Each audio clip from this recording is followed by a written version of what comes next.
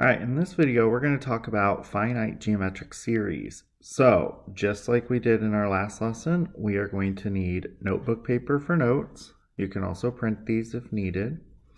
You'll need scratch paper for check for understanding questions, and you'll need some scratch paper to complete IP problems that will be submitted on a Google form. First, we talk about geometric series. So, remember when we were learning about geometric sequences, we had to have a common ratio of values. Okay, and a common ratio, that's just where you multiply each term, so multiply some number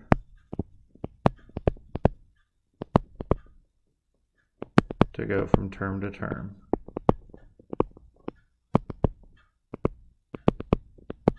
Now, I know you could see a pattern where you're dividing by the same amount each time, but we need to think of everything as multiplication. So for example, if I had like 2, 4, 8, 16, the common ratio would be 2. But if I had something like, let's say 20, 10, 5, 2.5, rather than calling that dividing by 2, we're going to say that we're taking 1/2 of the previous term.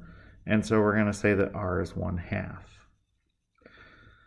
You could also think of it as a decimal. The easiest way to think of finding a common ratio, let's say I had something weird like this. Let's say I had like 1, 2.5. So say the next one was 6.25, and the next one was 15.625. This one may be a little harder to figure out the r value. Easiest way to figure it out is to take a term and divide by its previous term. 6.25 divided by 2.5 gives me 2.5. So we would call the r 2.5. Okay, so this is how we're going to think of geometric sequences and ultimately geometric series. All right, so formula S sub n equals a1 times 1 minus r to the n divided by 1 minus r. So remember from arithmetic series, we use the capital S to represent that we're taking a sum. N is the number of terms we're going to sum up. So we have some number that we're going to look at. It's finite. That's why we have a specific number. A1 is our first term. That's same for if we had an arithmetic series. And the r that you see is your common ratio. Okay, so now that we have these ideas, let's practice one. First, we're going to find the sum of the first 7 terms of the geometric series defined by these values. Okay, so we need to figure out our n and our a1 and our r. Well, n, they directly told us first 7 terms. A1 is the first term that we come across. And r is that thing we're multiplying to get to each term. 0.4 times something to get 4. I take 4 divided by 0.4 and I get 10. And 4 times 10 also makes 40, so r is 10. To find the sum of those first 7 terms, we're going to use our formula now. So our a1 was 0.4. 1 minus our r value, which is 10, to the n power, which is 7, divided by 1 minus 10. Now, sometimes these give you some really messy numbers, so let's just use the calculator to do the hard work.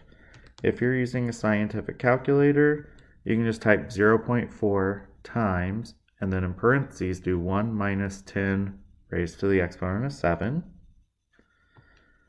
And then we're going to divide that number, whatever the calculator says, by, let's see, 1 minus 10 is negative 9. So I'm going to divide this by negative 9, and I get 444,444.4.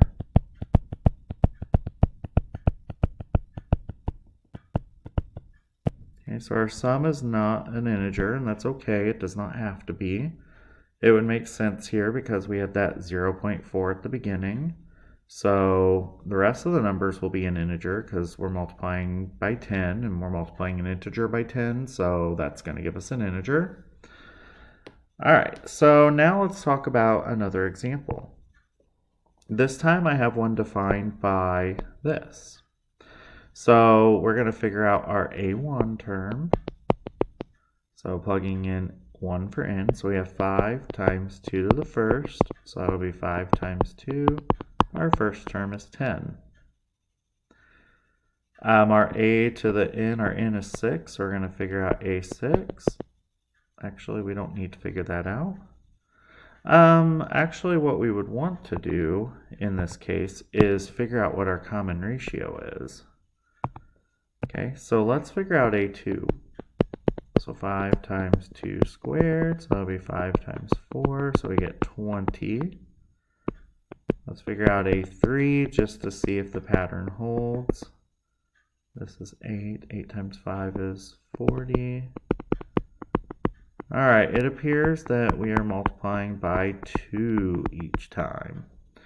So a1, we found that when we did our first one, that was 10. R, we just found to be 2. And n, well, we're going from 1 to 6. So 1, 2, 3, 4, 5, 6, n is 6. So the sum of those first 6 terms is just going to be a1, so 10, times 1 minus our r value to the nth power, divided by 1 minus our r value. So going to the calculator, I'm going to take 10 times, and then in parentheses I do 1 minus 2 to the 6th. Numerator gives me negative 630. Denominator is negative 1, so the sum is 630. Okay, let's try the next one. Suppose you're paid 1 penny on the first day of a job, and that was A1. The amount is doubled each day, so R is equal to 2. And we're doing this for 30 days, so that's N. How much will you be paid in total over the 30 days? So we're going to figure out S sub 30. So our first term was a penny. We have 1 minus our R value to the nth power divided by 1 minus our R value. Alright, so calculator time. 0.01 multiplied by 1 minus 2 to the 30th. I'm using a scientific calculator so that it will do all the work for me. My numerator, I get a big long number that's negative, but we're dividing by this part right here is negative 1. So we're going to divide our answer on our calculator by negative 1. And since we're talking about money, let's put a dollar sign. $10,737,418 and 23 cents. I need to figure out what kind of job does this because I would love that. Okay. You're going to try this problem now on a scratch piece of paper and submit your answer. So find the sum of the first 12 terms. So remember, they're giving you the number of terms. You have your A1. You have to figure out your R by taking this value divided by this value. So try it out, and then we'll come back together. Let's try another one. So see if you could do this one. So remember, you're going to plug in 3 for K, then you're going to plug in 4 for K, then 5 for K, and then 6 for K. You're going to stop at 6. To make your life easier, you can think of this as 0.25, if that helps you. I'll take the answer as a decimal. Okay, so try it out. All right, let's try this one. This one, if you printed the notes, won't be on there, but I wanted to talk about this. How would I find the sum of this series? Well, first of all, let's confirm that it's geometric. So let's see, it looks like we're multiplying by 3 each time. So the question is, how do I find the sum of all of this? I don't know what my n is. I know that a1 is 1. I know my r is 3. But my n, I don't know what it is. I do know what an is, but it doesn't help me figure out n. Okay? All right, so here's how we're going to do this. We're going to start with our formula, Sn equals, so we have a1, which is 1. Then we have 1 minus r to the n divided by 1 minus r. Okay? So the question has to be, well, what is our n? I don't know what our n is. So I can't figure out the sum here if I don't know what n is.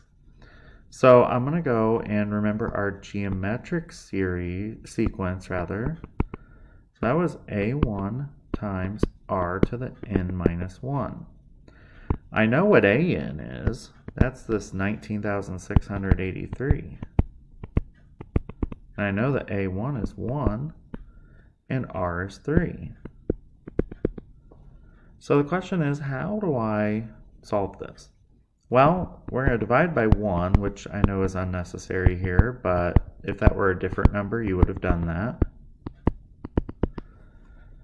And to figure this out, we have to rewrite this in log form. Okay, so let's put on our Algebra 2 hats for a moment. I know it's been a while since you've seen this. So our thing being raised to an exponent is 3. So I'm going to do log base 3. The exponent is always what it equals, and so this thing goes right here. So this is me writing this in log form. So what we're going to do is we're going to use our calculator for this. We're going to hit the log button, 19,683, and we're going to divide by the log of the little number here, log 3.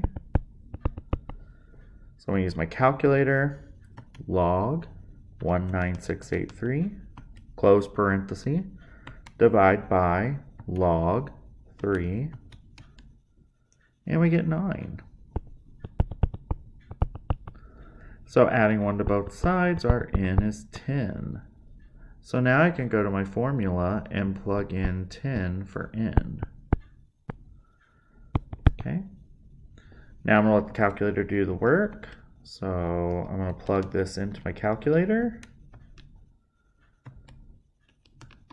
and we get 29,524. Okay. So I wanted to show this. You may or may not encounter these at times, but this one was a challenge because we had to remember how to deal with a logarithm. And we're going to talk more about this later in the course, so if this was completely out of left field for you, it's okay. All right, and that's going to be the end of our lesson, so good job.